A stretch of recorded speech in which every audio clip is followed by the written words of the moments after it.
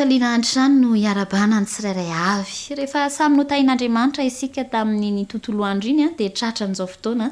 izao indray ary afaka miaraka eto isika dia aza manafa andriamanitra mihitsy no efa manomana fitahiana amin'ny fiarahantsika miantso ny anarany amin'ny fiarahantsika tahaka an'izao ka tolorana raba manokana zany a na ny kely na ny tanora na ny lehibe naizanaiza misy atsika na onjam-peo no enointsika na mahita sary amin'ny tony tambajotra tserasera itony isika antomotra ny andro Hody mino afa efa samy tapa-kevitra ny tsirairay avy ary isaorantsika andriamanitra ny amin'izay hevitra avy amin'ny resahany amintsika ny amin'izany hoe Hody satria antomotra ny andro izany zanadoa hevitra anankiray hafa indray no resahantsika amin'ity hariva ity afahantsika miroso amin'izany a dia andeha ny fanahy masina ilay mpananatra mpanampy mpanomehery avy amin'andriamanitra no antsointsika hitarika antsika amin'izany andeha hivavaka isika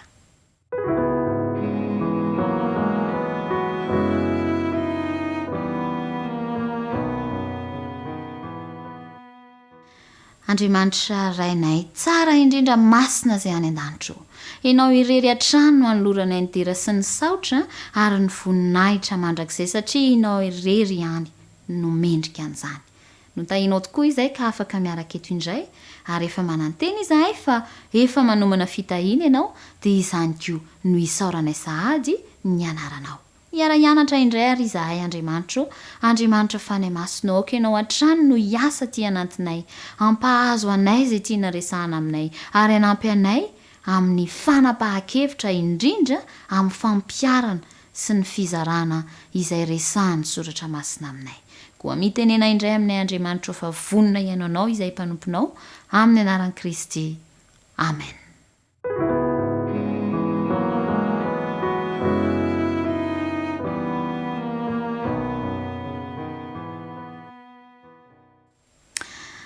Antomotra ny andro Hody amin'ity androany ity no resahantsika dia hoe tambajotra mpifandraisana izany hoe resaka fifandraisana amin'ny dizy atao raha atomotra ny andro ka Hody no ho ataontsika eto rehefa miala ao an-trano ny tsirairay avy amin'izao fotoana misy atsika izao tsy tahaka ny tamin'ny fahagola fa amin'izao vanim-potoana misy atsika izao dia samy mitondra ny fitaovana izay hijanonany ho manana fifandraisana amin'ny any an-tranony avy daholo ary ankehitriny na ny ankizy ary dia efa lasa ampitondraina finday ohatra ny lehibe moa dia efa tsy misaraka amin'izany ary efa izany ny fitaovana anisan'izay hoe tsy misaraka amin'ny olombelona nantsoina mihitsy hoe portable satria iny foana no vingitina eny an-tanana eny na any am-paosy na anaty kitapo satria ilaina ho manam-pifandraisana amin'ny any an-trano izay nianganao ianao satria tsy fantatra izay mety anjo any amin'ny tany izay andehananao any rehefa miainga mandao ny firenena misy azy reny fiaramanidina reny na reny sambo ireny dia tsy maintsy manana fifandraisana hatrany amin'ny fohy be izay ny angany ary efa misy fitaovana napetraka mihitsy ao amin'ireny fiaran-dalamby na sambo ireny fiara manidina fa tsy fiaran-dalamby eny na ny fiaran-dalamby koa ary mety ho misy an'izay efa misy fitaovana napetraka mihitsy ny ao amin'izy ireny mba ho amin'izany fifandraisana amin'ny fohy be izany satria dia ilaina ny mifandray amin'ny fohy be tsy fantatra izay zavatra hitranga any amin'ny andehanany zareo satria dia tsy tany ny andehanany ary dia inaina ny fifandraisana amin'ny fohy be sasenao ihany koa amin'izao fiainana misy atsika izao sasenao ihany koa amin'ity dia andehanantsika ity sasenao ihany koa amin'ireo zavatra maro mitranga amin'ny fiainantsika amin'ireo zavatra tsy ampozina be dehibe amin'izao fotoana izao dia ilaina ihany koa isika mijanona ho manam-pifandraisana ny fomba filazantsika azy amin'izao fotoana izao dia hoe misy réseau ilainy sasenao mba isy réseau amin'izao tiantsika ho any amin'ny fiainana mandrakizay izay andehanantsika satria antomotra ny andro izao raha tenenina amin'ny fiteny hafa dia hoe mila connecté efa mahay an'izany daholo na ny ankizy ny tanora moa dia efa izany ny fiainany connecté ngandry connecté ngaela mila connecté amin'ny fohy be amin'ny any an-trano hatrany an-trano isika ka raha Hody moa isika dia Hody aiza Hody any an-trano dia mila connecté amin'ny any an-trano isika mba hahafahantsika mifandray satria ilainy zany amin'ny izay atao amin'izao fotoana misy atsika izao rehefa misy réseau dia afaka mifandray ary aingana be ny fifandraisana ohatra zany zao hoe raha misy namana anankiray ny rahana hikarakara taratasy ohatra tany amina birao-panjakana anankiray ary ny taratasy karakarainy any dia tsy azy fa an'ilay naniraka ka raha any izy ny misy hoe zavatra tsy ampy misy information ho isika zany tsy ampy ohatra zany hoe tsy tonga tany ny adresin'ilay olona karakaraina taratasy na hoe misy daty ilaina makasika an'ilay olona hikarakarana taratasy nefa tsy tonga tany dia ampiasaina fotsiny itony fiseraserana itony fitaovana hifandraisana itony raha hoe telefona mety ihany fa raha anonona anarana indraindray tsy eno tsara raha mesazy mety ihany koa fa indrindraindrindra amin'izao fotoana misy atsika izao dia fampiasa ny Facebook aingana be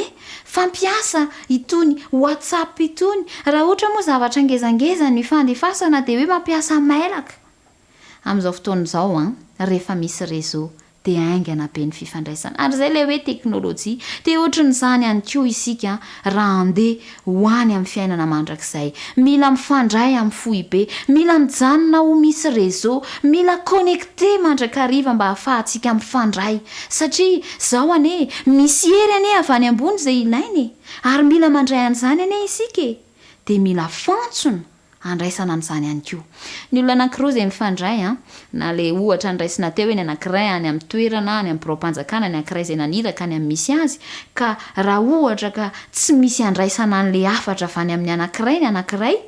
dia inona moa ny fifandraisana amin'izany fa ny anankiray mila manana fitaovana andefasana ny hafatra ary ny anankiray mila manana fitaovana ihany koa andraisana an'le hafatra dia misy hery avy any ambony ilaintsika dia mila fantsona andraisana an'izany hery izany satria mifandray amin'ny fohy be andao ny hamaky soratra masina isika izay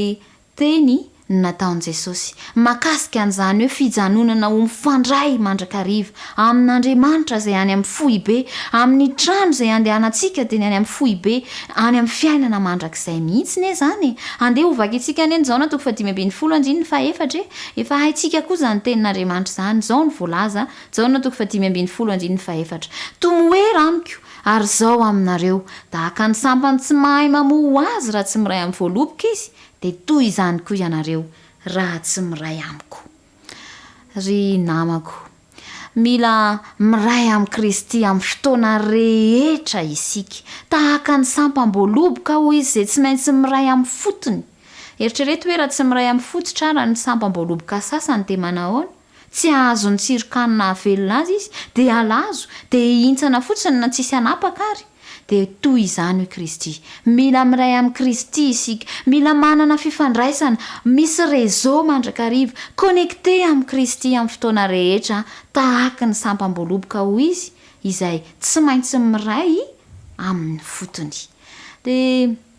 miantso asy ianao hoe andeha hifandray amin'Andriamanitra inona moa ny fifandraisana amin'ny alalan'inona inona le fantsona andraisantsika ny hery avy amin'Andriamanitra inona ny fomba fifampiresahantsika ka hifandraisantsika amin'i Jesosy raha izy no miteny hoe tomoera amiko ary zao aminareo ny vavaka zay indrindra ny vavaka no hifandraisantsika amin'Andriamanitra amin'ity diantsika ity dia mila mivavaka mandrakariva isika mifampiresaka amin'ny any amin'ny fohy be mandrakariva fa ny vavaka mantsy dia tahaka ny solika izay mampandeha ny fiainana mety andeha ve ny fiara anankiray raha tsisy solika mety andeha ve ny milina anankiray raha tsisy menaka mampandeha azy ny vavaka dia tahaka ny sakafo izay manome hery satria izany no mitahiry sy mampitombo ny hery fiarovana ary mamelona ny tena raha tsy misy vavaka mihitsy ny fiainana mandeha ihany dia rehefa avy eo manahoana mikatso ny vavaka nge ny rano ny fiainantsika raha ohatra ka tsisy rano mihitsy ny fiainana anankiray ny vatan'ny olona anankiray tsy ampidirana rano tsy misotro rano mihitsy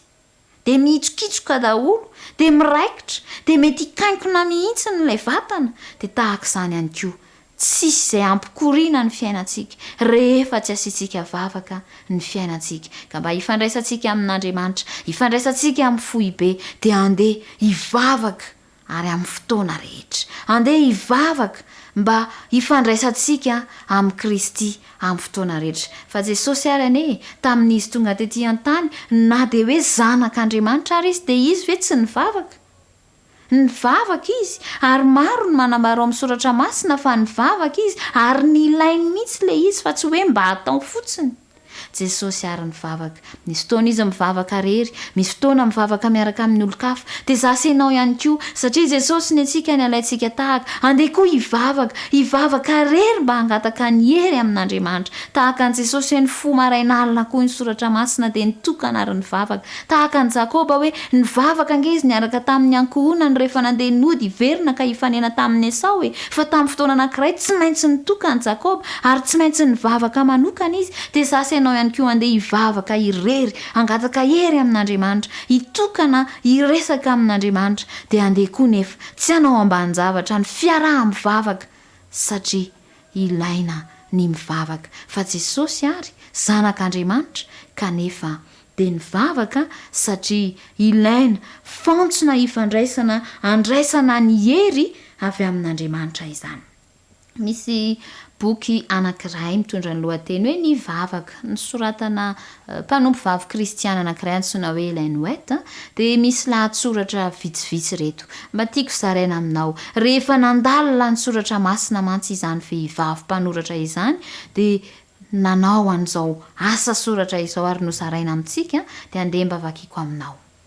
Zao no resahany voalohany hoe vitsy andro mankasitraka na mampitombo ny tombontsoa sarobidin'ny vavaka. Fa zao andeha hanantona an' Jesosy ary ilaza aminy izay ilaintsika. Azontsika entiny eo aminy saintsika tahaka izany koa ireo olana lehibe kokoa. Amin'izao fiainana misy antsika izao dia ohatrany tsy dia misy dikany amin'ny olona ve izany vavaka. Dia vitsy ihany mankasitraka na mampitombo ny tombontsoa sarobidin'ny vavaka. Kanefa dia azontsika atao tsara ny milaza amin'i Jesosy izay ilaintsika. Azontsika atao tsara ny mitondra eo aminy ny olana, ny momba antsika, ny ao an-tsaintsika satria sarobidy izany vavaka izany. Satria izany no mampifandray antsika amin'ny Kristy. Dia izao no toyany hoe na inona manahiran-tsaina na mahakivy antsika dia tokony ho entintsika mitompo amin'ny alalan'ny vavaka izany. Kely dia kely ange ny hirika hidiran'ny fakapanahan'ny Satana rehefa mahatsapa isika fa ilaintsika ny fanatrehan'i Kristy isaky ny ray mandingana. Izay le voalaza. Rehefa mivavaka isika dia miantso ny fanatrehan'i Kristy. Rehefa miresaka aminy isika dia Kristy ve dia hitodika rehefa miresaka aminy isika. Dia ny fomba ifandraisantsika aminy nefa ny vavaka dia hitodika ve izy rehefa miresaka aminy amin'ny alalan'ny vavaka isika. Fa kely ny hirika hidiran'ny fakapanahan'ny Satana rehefa tsapantsika fa ilaintsika ny fanatrehan'i Kristy isaky ny ray mandingana dia amin'ny alalan'ny vavaka izany fanatrehan'i Kristy izany. Sao no lazaina ihany koa ao anatin'izay asa soratra izay tiako zaraina aminao hoe tsy enta-mavesatra ao an'Andriamanitra na mamizana azy ny vavaka ataontsika. Tsy misy fotoana na fitoerana izay tsy mendrika ny ampakarana ny fitarainana amin'Andriamanitra. Tsy misy na inona mahazo misakana antsika tsy hanandratra ny fotsika amin'ny fivavahana mafana. Andramo ane, raha efa ela ianao tsy nivavaka indray, raha efa ela ianao no tsy nivavaka hoe mafana fa ilay nahazatra fotsiny indraindray efa tsy anjery, indraindray rehefa hinan-kanina dia atao maika fotsiny tsy fantohan'ny saina sy ny fanahy akory ilay vavaka, indraindray raha atory dia ohatrany zesta fotsiny na rehefa mifo na rehefa andeha fa andeha hanandrana indray hoe hanao vavaka mafana amin'ny fo. Fa tsy enta-mavesatra amin'Andriamanitra, tsy mamizana an'Andriamanitra ny vavaka ataontsika. Ka inona ny zavatra ilaintsika amin'ity fiainana ity? Tsy misy fotoana na fitoerana izay tsy mendrika ny ampakarana ny fitarainana amin'Andriamanitra. Raha feno fahoriana izany izao fiainana misy antsika izao, isika ny dodidody hitaraina. Raha fahoriana sy faharatsiana izany ny etseroa, inona ny asaina ataontsika? Andriamanitra tsy reraka ary tsy mavesatra aminy, tsy mamizana azy. Ary milaza ary fa tsy misy fotoana na toerana hoe izay tsy mendrika ny ampakarana fitarainana amin'Andriamanitra. Fa andeha hanandratra vavaka satria Andriamanitra mihitsy no miandry ny fandraisantsika aminy dia izy any amin'ny foibe. Sao ny toy ny hoe eny anaty vahoaka amin'ny arabe ao avoan'ny raharaha mifanjevo naiza naiza zany dia azontsika taony mampakatra fitarainana amin'Andriamanitra ary mangataka fitarian-dalana avy aminy. Resaka isika fa antomotra ny andro ary andeha hody isika mila taridalana ny lalana andehanantsika satria maro ny sampanana. Ny soratra masina no maneho ny sitrapon'Andriamanitra, ny fanahy masina no mitarika atsika sy mampianatra atsika ary azontsika ataony mangataka an'izany fitarian-dalana izany amin'Andriamanitra amin'ny alalan'ny vavaka.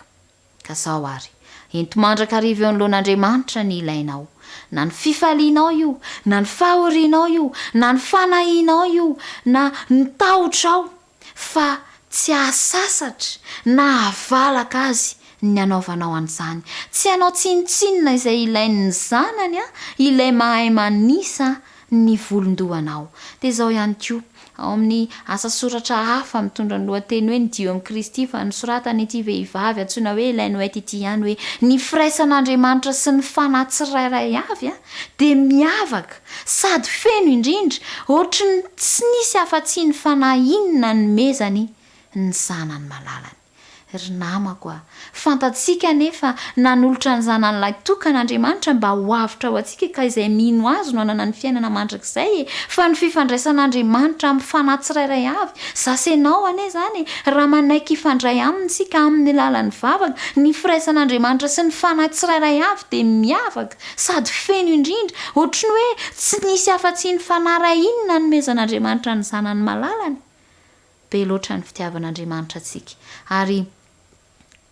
tena tiantsika izy dia miandry atsika ifandray aminy, miandry atsika mba ho connecté aminy mandrakariva. Andeha Andriamanitra antsoina amin'ny fotoana rehetra amin'ny alalan'ny vavaka fa tsy mamizana azy zany, tsy mahavalaka azy zany, tsy hoe leobe anazy zany fa Andriamanitra miantso atsika hivavaka hatrany. Sao no lazain'ny soratra masina ao amin'ny Jaona 2:7-7 tapany voalohany hoe izay mino ny zanaka manana fiainana mandrakizay, fa izay tsy mino ny zanaka dia tsy ahita fiainana. Ry namako, mino an' Jesosy Kristy zanak'Andriamanitra ve ianao ary manaiky azy ho mpamonjy ny tenanao? Andeha hifandray aminy mandrakariva, andeha hiaraka hiaina aminy ary hifampiresaka aminy hatrany fa tsy hijanona amin'izao fotsiny mba hananana ny fiainana mandrakizay. Ny firesahantsika aminy mampitombo ny finoantsika dia izay mino azy no hanana ny fiainana mandrakizay, izay rehetra mino azy no hanana ny fiainana mandrakizay, fa izay tsy mino azy dia tsy ahita fiainana. Rehefa tsy hifandray aminy sika dia mandeha amin'izao ny fiainantsika ary tsy misy finoanan'Andriamanitra ny fiainantsika dia tsy ahita an'ilay fiainana akory, fa andeha anaiky hifandray amin'i Jesosy, andeha ho connecté amin'i Jesosy hatrany ary hiresaka aminy amin'ny alalan'ny vavaka amin'ny fotoana rehetra satria izao no lazain'ilay boky ny vavaka fakiko taminao io ihany hoe ao amin'ny takila 7:10 dia misy an'izao hoe vonin-kiaino ny fangatahantsika ny lanitra ary asaina isika mba hanantona ny seza fiandrianan'ny fahasoavana amin'ny fahasahiana, mba ahazoantsika famindrapo sy ahitantsika fahasoavana ho famonjena amin'izay andro mahory. Asaina manantona ampinoana isika ary mino fa ahazo izay angatahantsika aminy. Efa mino ny zanaka isika dia hivavaka ihany koa dia ino fa ahazo izay angatahantsika aminy. Ka ny fiainana mandrakizay ary omeny atsika rehefa mino azy isika, komaika fa raha mangataka an'izay ilaintsika amin'izao fiainana misy atsika izao, manantona azy amin'ny finoana azy dia tsy omeny ve izay ilaintsika fa andeha hivavaka amin'ny fotoana rehetra, andeha hanantona ka hiresaka amin'ny Kristy ilay zanak'Andriamanitra tiantsika. Misy asa soratra hafa ity manao hoe amin'izany rehetrarehetra ifampiresantsika izany ny mason'ny mpamonjy atsika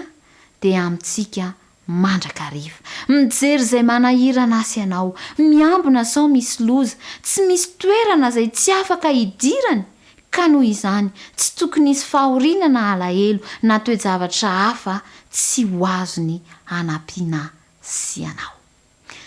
Ry namako, manahoana ny fiainanao amin'izao fotoan'izao? Misy zavatra tena manahirantsainanao ve amin'izao fotoan'izao? Ny mason'ny mpamonjy dia amintsika mandrakariva ary mijery izay manahirana antsika izy, tsy hoe mijerijery fotsiny dia mitsetsetra dia izay, fa miambina sao misy loza ary tsy misy toerana izay tsy afaka idirana ka noho izany tsy tokony hisy fahorinana alahelo na toe-javatra hafa ihany koa tsy ho azony hanampiana sainao, fa ny ilainy dia ny resahantsika aminy, ny ilainy dia ny ifandraisantsika aminy, ny angatahany dia ny hijanonantsika ho connecté, misy réseau amin'ny alalan'ny vavaka amin'Andriamanitra hatrany hatrany, fa miandry asainao hiantso azy fotsiny izy, miandry atsika fotsiny izy ilaza aminy an'izay manjo atsika. Tianao Andriamanitra ary te hanafaka anao amin'ny zavatra manjoanao izy, fa ny rindrindra tsisy zavatra ratsy, tsisy fahoriana hikasika ny fiainanao, fa efa ny anarantsika nefa fa ilay ratsy ny natonga n'izao ratsy amin'ny fiainantsika izao dia fanirian'Andriamanitra ny resahanao aminy, fanirindra hiantso azy isika dia ilaza amin'izay manjo atsika, dia izay ilay fifandraisana ilaina amin'ny foibe izay manjoan'ireny roplanina ireny any amin'ny diany any amin'ny habakabaka any dia fantatry ny foibe, ahafahan'ny foibe manampy azy raha misy olana, dia ohatr'izany ihany koa izay manjo atsika amin'ity diantsika ho any amin'ny fiainana mandrakizay ity dia Andriamanitra ilay efa any amin'ny fonenany iray any amin'ny foibe dia miandry atsika mba ilaza aminy ny zava-misy hanomezany antsika ny vahaolana mahakasika an'izany. Sao aneny lazain'ny soratra masina ao amin'ny Jeremia 7:30 hoe antsoy aho dia hovaliko ianao ka ampisehoko zavatra lehibe sy sarim-pantarina izay tsy fantatrao. Haitsika izany teny izany fa indraindray tonotonontsika fahatany, fa amin'ity hariva ity andeha hiainana marina izany ka hiantso an'Andriamanitra dia iny fa hovaliany tokoa ary ampisehony zavatra lehibe sarim-pantarina izay tsy fantatra, fa Andriamanitra mahay zava-mahagaga ny Andriamantsika ary tsy izay takatry ny saintsika no hamaliny ny vavaka sandratsika ary fa voamay mihoatra lavitra noho izany, ka andeha hiantso azy dia hamaly izy fa tsy mbola nandainga ny Andriamantsika ary tsy mamitaka ny tenina Andriamanitra, fa raha miteny izy fa antsoy aho dia hovaliko ianao ary ampisehoko zavatra lehibe sy sarim-pantarina izay tsy fantatrao, dia izay tsy manandrana ihany tsy mahita an'izany, izay tsy manatanteraka n'ilay vavaka ny tsy mahatsapa ny fahatanterahana izany, ka andeha amin'ity hariva ity hanapa-kevitra hoe hiantso an'Andriamanitra tokoa izany amin'ny zavatra rehetra eo amin'ny fiainako, na fifaliana ho ilay vaky teniny vakitsika tary aloha, na tahotra, na mampiahiahy, na ny tebiteby sy ny fahoriana amin'izao fiainana izao, antsoy aho i Andriamanitra dia hovaliko ianao, dia tsy zavatra kely no ampisehoko anao, tsy zavatra hoe zararaha manolotra no asehoko anao, fa zavatra lehibe sarim-pantarina tsy hain'ny olombelona atao izany, fa fahagagana avy amin'Andriamanitra. Jaona 5:17 dia misy tenin'Andriamanitra tena manome hery. Jaona 5:17 dia izao nolazainy hoe fa ny ray dia tia anareo satria ianareo efa tia ary efa nino fa nivoaka avy tamin'ny ray aho. Tiantsika Andriamanitra ary isika koa tia azy ve? Rehefa misy olona tiantsika amin'ity fiainana ity dia satritsika hiresaka amin'ny mandrakariva, satritsika hitantaraniny izay momba antsika mandrakariva amin'ity hariva ity dia resahana amintsika fa ny ray dia tiantsika satria isika koa tia azy. Raha tia ny ray marina isika dia andeha hifandray aminy, izay rehetra momba antsika dia resahana aminy amin'ny fotoana rehetra ary andeha hino an'i Kristy fa nivoaka avy tamin'ny ray izy tokoa ilay ny rahan'Andriamanitra zanany natokana navitra antsika dia eketsika izy dia izay rehetra mino azy no anana ny fiainana mandrakizay. Fantatritsika ny tantaran'ilay zanaka adala ao amin'ny soratra masina, fa rehefa nisafidy ny andao ny tokantranony rainy izy ka nilibaliba tamin'izay fananana nangatahany tamin'ny rainy tany amin'ny mpandehanana tany ary indro fa ritra ny fananany no tapa-kevitra fa hiverina dia ilay rainy mbola tia azy hatrany. Ny ray dia tia azy ianao, fa ny ray dia tia anareo hoy ilay soratra masina, fa ilay zanaka adala raha tsy nanapa-kevitra izy hanantona ny rainy indray, raha tsy nanapa-kevitra izy hiverina mba hanana fifandraisana indray amin'ny rainy dia tsy afaka ny igoka tsy afaka ny aina indray ny fitiavany rainy azy. Afaka nyjanona tany amin'izay nisy azy izy fa ny rainy koa tia azy tany amin'nisy azy fa tsy misy fifandraisana ry zareo dia tsy misy dikany ihany izany fifankatiavana izany fa nanapa-kevitra izy ny verina, nanapa-kevitra izy ny ifandray amin'ny raindray mba handray ny fitiavany. Ka ny ray dia tianareo andeha hiverina ifandray amin'ny raintsika ny an-danitra amin'ny fotoana rehetra isika, mba higoka, mba hisitraka ny fitiavany antsika, fa tiantsika mantsy le raintsika izay any an-danitra. Rehefa nahita ny fahoriana vokatry ny fahotana tamin'ity tany ity ny raintsika izay any an-danitra, tena niraka an' Jesosy Kristy ilay zanany lahatokany, ilay zanany malalany ho avitra amin'izao fiainana izao. Ary Jesosy ilay mpamonjy antsika no haniantoka amin'ny fiainantsika. Manahoana ny fiainanao amin'izao fotoana izao ry namako? Ratsy izao fiainana izao, mety hoe hafa ny fahatsapanao azy, tsy ohatr'izany mihitsy taloha, hafa mihitsy ny zava-misy amin'izao fotoana izao fa manoloana n'izany rehetra izany. Jesosy Kristy no efa nanolotra ny ainy ho aso anao. Izay rehetra mino azy, izay manaiky ifandray aminy amin'ny fotoana rehetra dia azo ny fiainana. Andeha ino an Jesosy isika? Dia andeha hiresaka aminy makasika antsika amin'ny fotoana rehetra. Andeha anaiky ifandray aminy mba ho malalany, satria ny mpifankatia no miresaka foana amin'ny fotoana rehetra. Dia andeha mba hity an Jesosy ihany koa, dia hanana ny fiainana mandrakizay. Ka na ratsy ary izao fiainana izao dia manana fanantenana fa hoany amin'ny fiainana mandrakizay. Ary hiaraka amin'ilay tena tiantsika, tsy misy mahafony ainy ho an'ny namany,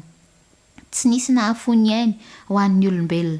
afa-tsy Kristy. Dia andeha isika ifandray aminy, andeha hanolotra ny fiainantsika ho azy, ary andeha handray azy ho mpamonjy antsika mba hahafahantsika miara-miaina aminy mandrakizay. Tsy fanirianao ve ny ara-iaina mandrakizay amin'izany hoe ilay tena tianao izany?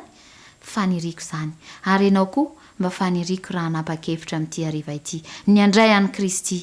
ho tompo sy mpamonjy ny fiainanao, ary tsy hitsahatra ny ifandray aminy fa hijanona ho connecté misy réseau amin'ny mandrakariva. Fanirianao koa ve izany? Mba sitrakao mihitsy ve ny handray azy ary anaiky azy anjakao amin'ny fonao? Raha sitrakao dia andao entina mbavaka, ary raha azonao atao indray ny mitsangana, sa andohalika mihitsy ianao, sa hipetraka ihany ny azahoanao aina fa ny faniriko dia hoe atao fitsapanao fa tafaray amin'ity Kristy zanak'Andriamanitra izay tiantsika ary akentsika ho mpamonjyntsika ity isika ao anatin'izao vavaka izao. Dia ho tapa-kevitra ka hitoetra ho tafaray aminy amin'ny fotoana rehetra amin'ny alalan'ny vavaka. Andeha hivavaka isika.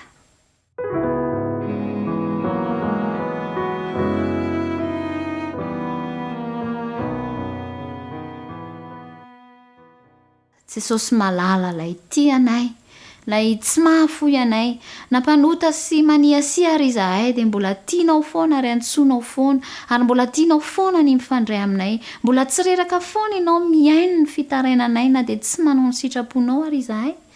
Misaotra indrindra ny amin'izany fitiavanao izany. Misaotra anao ny amin'ny afahanay mbola miantso anao, mbola mitaraina aminao, ary indrindra ny afahanay mbola nianatra ka niarana nanapa-kevitra tamin'ity hariva ity ny hijanona ho tafaray aminao hatrany amin'ny alalan'ny vavaka. Andriamanitra, fikireo tratranao izay, ary aza vela andao anao izahay fa mba hifandray aminao hatramin'ny farany amin'ny fotoana rehetra, ninninona toe-javatra misy, naizanaiza misy anay, na amin'ny ora manahoana na manahoana, dia hifandray aminao izahay tsirairay avy. Fangindray Andriamanitra ny tokantrano tsirairay avy, ary ampitoero amin'ny tokantrano tsirairay avy ny fitiavana vavaka, ka hiaraka hiantso anao amin'ny fotoana rehetra ny ankonana mba azo hery ary hifampitantana ho tonga any amin'ny fiainana mandrakizay. Mitahianay ary amin'ity alina ho diavinay ity indray, ary tantany koa ny fiainanay ho amin'ny tontolo andro ny aram-pitso. Fa amin'ny anaran'i Jesosy no anaovanay ny vavaka, misaotra raha eo. Amen.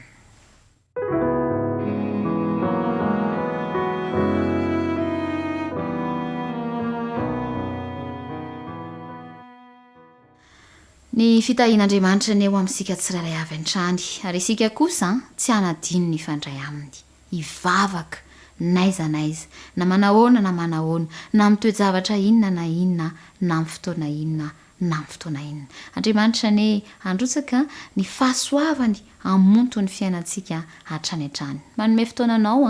ho amin'ny rahampitso indray samiary dain'Andriamanitra.